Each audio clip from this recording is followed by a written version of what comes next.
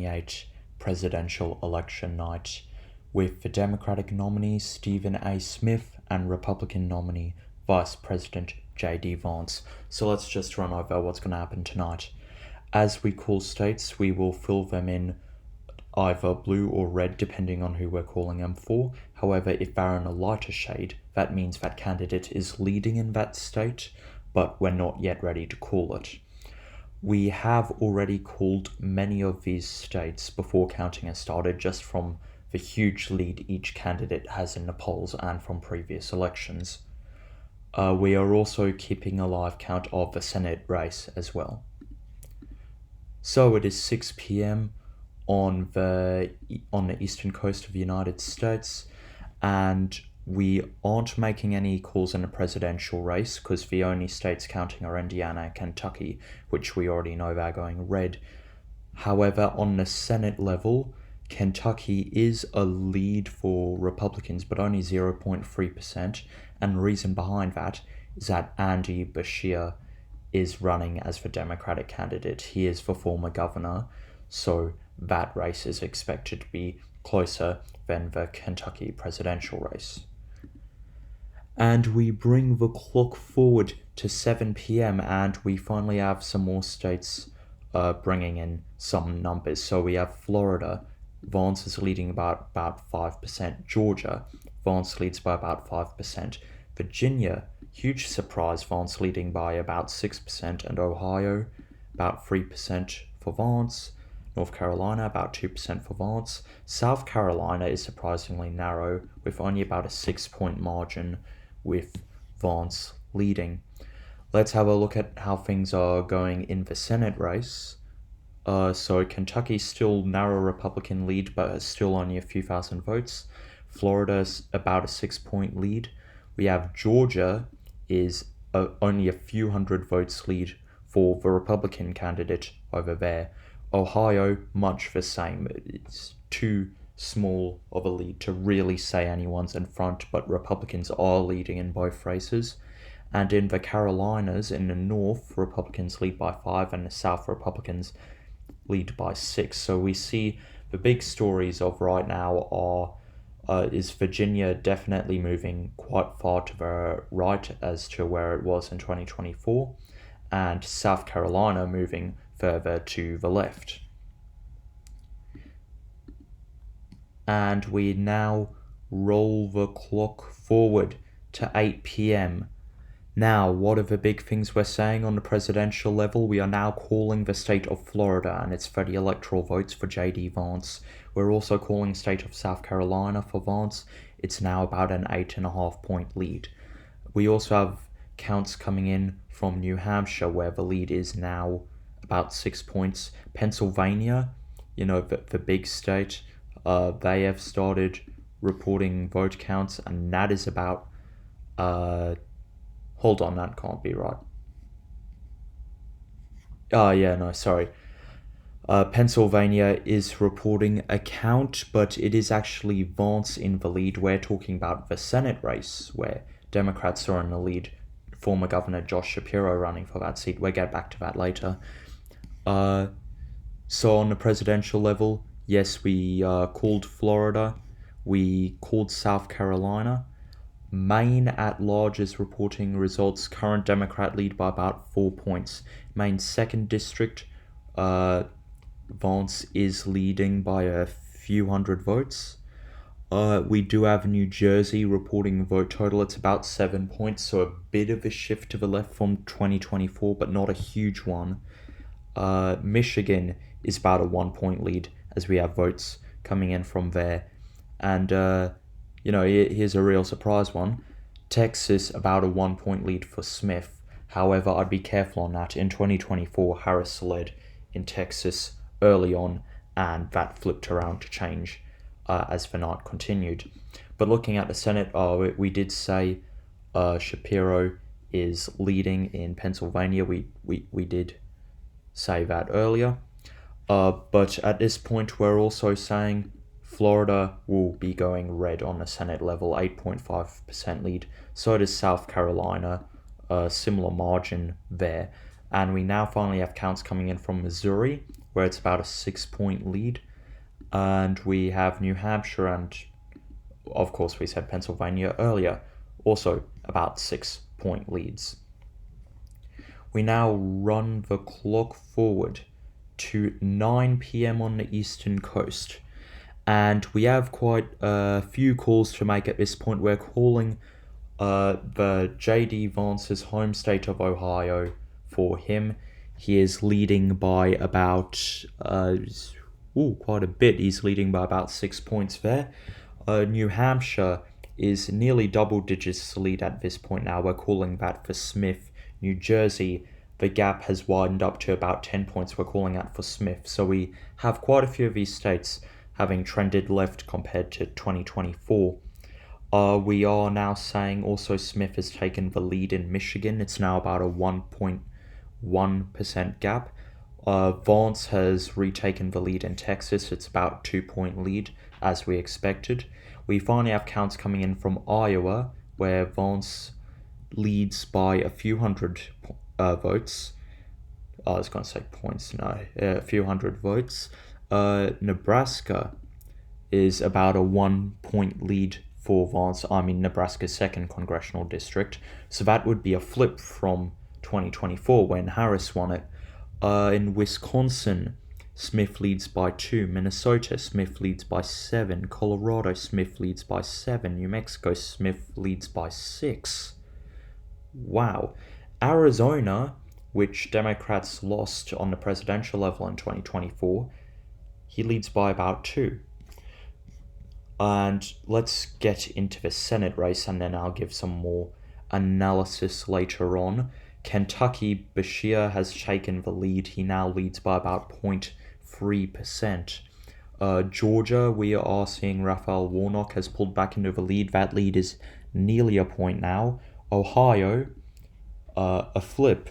We see Sherrod Brown is running to re-enter the Senate. He does seem to have a lead there by a few thousand votes. We are seeing that there's also an early lead in Wisconsin for the Democrats, in Colorado for the Democrats, and in Iowa and Arizona for the Republicans. So Iowa and Colorado, huge leads for their respective parties. Wisconsin and Arizona are a lot closer than that. So let's just provide some basic analysis. So right now, the electoral vote count, Smith is in the lead, but if we're counting where the leads are, Vance wins. So what does Smith need to do to win? Well, it's pretty unlikely he wins Nebraska, so we'll just put that in for Vance. Let's say he wins Nevada. He still needs to take the lead in Pennsylvania. And a reminder, Democrats do lead the Senate race there. But, of course, this is all just hypotheticals. So we'll see how the rest of the night plays out. On the Senate level, if it's a 50-50 tie, then the vice president breaks the tie. So basically, if the Senate is tied, then the party whose president candidate wins basically wins the Senate. Republicans, 4 seats away from taking a majority. Democrats, 10 seats away. You got to say the Republicans are definitely favored at this point in the Senate and at this point in the presidential race. We are running the clock forward to 10 p.m. at night, and breaking news, we are making some calls. So Maine at large has been called for Stephen A. Smith. We are also calling Texas for Vance. He has about a 4-point lead there now. We are calling the state of Minnesota for Smith. We're calling the state of Colorado for Smith. We're calling the state of New Mexico for Smith. All of those about 7, 8, 9-point leads. We should also update on the leads in the races. In Georgia, Smith has taken the narrow lead by a few thousand votes. In Maine's 2nd district, he seems to have taken the lead there as well, which Democrats have not won for quite a few years. Pennsylvania is a Republican lead, but that has shrunk from about 2 points to about 0.3 points. So that's very close. Michigan, the lead's now about 2 points. Wisconsin, the lead's now about 3 points. Iowa, that lead has expanded to about 2 points. Unless the Democrats can pull off a comeback, I don't think they're going to win Iowa. Nebraska's second has opened up to about a 2 point lead. Arizona, the lead has shrunk. For Democrats, it's now only about 0.1%. And Nevada is finally reporting some numbers with about a 1% lead for Vance. Let's have a look at how things are going on the Senate level. Well, we are calling the Iowa Senate seat for the Republicans, and we are calling the Colorado Senate seat for the Democrats. That was pretty expected before tonight. We didn't call them early because we thought, hold on, there might be an upset in either direction in either one of those states. You never know. But no, there isn't. They voted in line with what we're expecting. So, an update on the leads. We see in North Carolina, the Democrats have pulled in front, but it's only by a few hundred votes. Wisconsin is a slightly expanding Democrat lead, but it's still under a point. Arizona, Republicans lead. It's actually the opposite of a presidential race. It's narrowed in favor of the Democrats. And in Nevada, it's an early 2 point lead for Democrats as they start reporting numbers. So we now have counts coming in from every Senate seat. If the election were to stay the way it is now, the Senate would be tied, and J.D. Vance would very likely be president. So Republicans would also get control of the Senate. We're running the clock forward to we're gonna run it forward to midnight on the Eastern Coast, and we have quite a few calls actually. So Michigan, Smith has won that state. We're calling Michigan for Smith. We're calling Wisconsin for Smith. We're calling Iowa for J.D. Vance, and we're calling Nebraska second for J.D. Vance. That is a flip from 2024. We're also calling Nebraska. Oh no, we did call that. I meant on the Senate level. We're calling Kentucky for the Democratic candidate Andy Beshear. We're calling Georgia for Raphael Warnock, the Democratic candidate. He has been re-elected. Nevada, Democrats win that on the Senate level. They lead by about 3. But let's chart leads as well. Democrats have pulled into the lead in Arizona. Meanwhile, on the presidential race, we have seen a couple of changes. So Smith has now taken the lead in Pennsylvania. If the states stay the way they are now, if he holds the leads he wins the presidency. But, here's the backup insurance state. North Carolina is also a Smith lead right now. So let's walk over the scenarios to be expected from right now, because it is midnight, good time to, check and see how things are going. Vance probably needs to win Alaska, that he is expected to win that. He just needs to hold his leads. If he takes North Carolina, though, it's not enough. If he takes Georgia, it's not enough. If he takes Arizona, it's not enough. It will almost certainly come down to Pennsylvania. Vance needs to pull back in front in Pennsylvania, and then he needs to pull back in front in not even Arizona. That's not enough numbers. He also needs to pull back in front in either North Carolina and Georgia. Luckily for Vance, both Pennsylvania and North Carolina, he's less than a point behind. Meanwhile, Senate race, if Democrats hold their leads, they win, which I think, considering how we started this night, is absolutely crazy. So we now run the clock forward to 1 a.m. in the morning. We call the state of Georgia now for Stephen A. Smith as a big win for him. We are also now calling the state of North Carolina. We are calling that now for Smith with about a 2-point lead. Maine's second congressional district, J.D. Vance has retaken the lead. Pennsylvania still narrow lead for Smith. We are seeing Arizona now. Vance has pulled back into the front. We are seeing now we are calling Alaska for Vance, but breaking news, Nevada, Smith has taken the lead in. On the Senate level, we're calling Wisconsin for the Democrats. We've called Pennsylvania for the Democrats. We're calling Missouri for Republicans.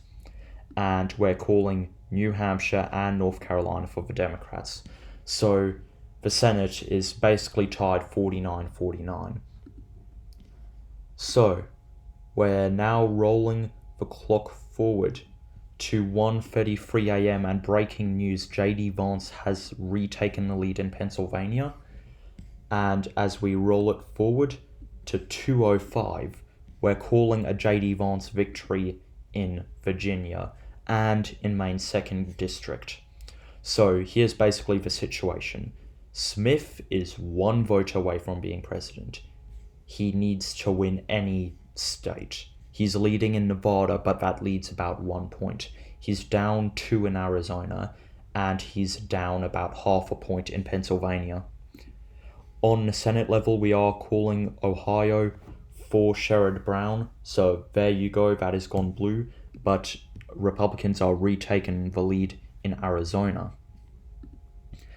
We are fast forwarding the clock now to 3:08 a.m. the morning after the election, and breaking news update. Vance has retaken the lead in Nevada, but Smith has retaken the lead in the even bigger prize of Pennsylvania. So he just needs to hold on to that to win. Of course, Nevada swept out from under his feet. Arizona, he was leading, he lost that. And Pennsylvania is really close. We are now calling the state of Arizona for Republicans on the Senate level. And we run the clock forward to 7:59 in the morning the next day. We're calling Arizona for J.D. Vance. And we have the Senate tied 50-50, so whoever wins the presidency, that party also wins the Senate. And the clock runs further. It is now 1:23 p.m. on the afternoon after Election Day, and we're now calling Nevada for Vance, which means it does come down to Pennsylvania. Whoever wins Pennsylvania wins the election, and Smith is currently leading. And we run the clock forward a few days now. It's about 3 days after the election. It's a quiet afternoon, and we are calling the presidency and Pennsylvania for Stephen A. Smith. He has got over 270 electoral votes, and he holds a lead of about 1% in the state, with 99% of the vote counted. Smith will be the next president. As well as that, Democrats will have control of the Senate. Thank you for joining.